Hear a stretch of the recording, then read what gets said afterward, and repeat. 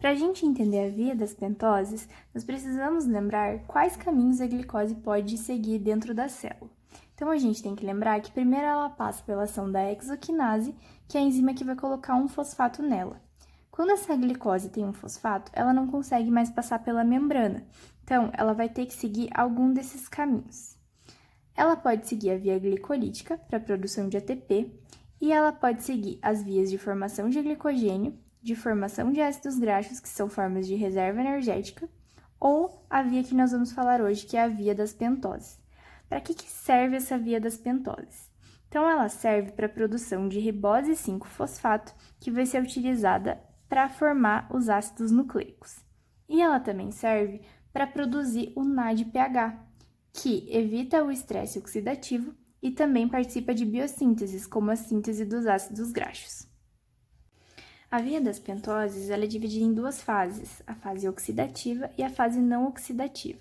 Na fase oxidativa, a gente tem que a glicose 6-fosfato, ela sofre a ação da glicose 6-fosfato desidrogenase para a formação da 6-fosfogluconolactona. Nessa reação, tem a formação, então, de um NADPH. A próxima reação é para a formação da 6-fosfogliconato, que então vai ser transformado em ribulose 5-fosfato, e aqui nós temos a perda de um carbono na forma de CO2 e a produção de mais um NADPH. A ribulose 5-fosfato vai ser transformada em ribose 5-fosfato, que é de fato a molécula que vai ser utilizada então para a formação dos nucleotídeos. A fase não oxidativa pode ser melhor vista nesse esquema. A ribulose 5-fosfato vai se unir com a xilulose 5-fosfato pela transcetolase para a formação do cedoheptulose 7-fosfato e gliceraldeído 3-fosfato. Essas duas moléculas vão passar pela ação da transaldolase para formar frutose 6-fosfato e eritrose 6-fosfato. A frutose 6-fosfato consegue ser transformada em glicose 6-fosfato, mas a eritrose não. Então, ela precisa se unir com mais uma molécula de xilulose para formar gliceraldeído 3-fosfato e frutose 6-fosfato. É legal a gente lembrar que essas moléculas são integrantes da via da glicólise, então elas podem ser deslocadas para a formação de ATP, ou elas podem ser deslocadas, então, para a formação da glicose 6-fosfato. Explicando um pouco melhor o estresse oxidativo, a gente precisa lembrar que dentro das nossas células nós temos moléculas sendo produzidas que são muito instáveis. E para ficar mais estáveis, elas precisam sequestrar elétrons de outras moléculas. E isso leva ao estresse oxidativo celular. Então, nós temos mecanismos para evitar esse estresse. O mecanismo da glutationa. Então, a glutationa, na sua forma reduzida, vai doar seus elétrons para essas moléculas instáveis a fim de evitar o estresse.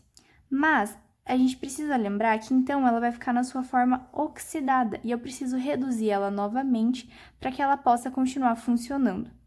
Então, o NADPH, que foi produzido aqui nessa fase oxidativa da via das pentoses, é quem vai doar os seus elétrons para a glutationa oxidada para que ela possa de novo ir para sua forma reduzida. Outra observação importante da gente fazer sobre o estresse oxidativo é que existe uma deficiência de G6PD que pode levar à anemia hemolítica. Então, como que isso pode acontecer? Se eu não tenho G6PD na minha hemácia, quer dizer que eu não estou produzindo NADPH. Ou seja, a minha glutationa não está conseguindo passar do estado oxidado para o estado reduzido. O que isso quer dizer? Que todas aquelas minhas moléculas reativas que levam ao estresse oxidativo, elas vão estar livres para fazer dano celular sem que elas sejam, então, reduzidas pela glutationa. Isso vai levar ao estresse celular da hemácia, a hemólise e consequente, então, anemia hemolítica.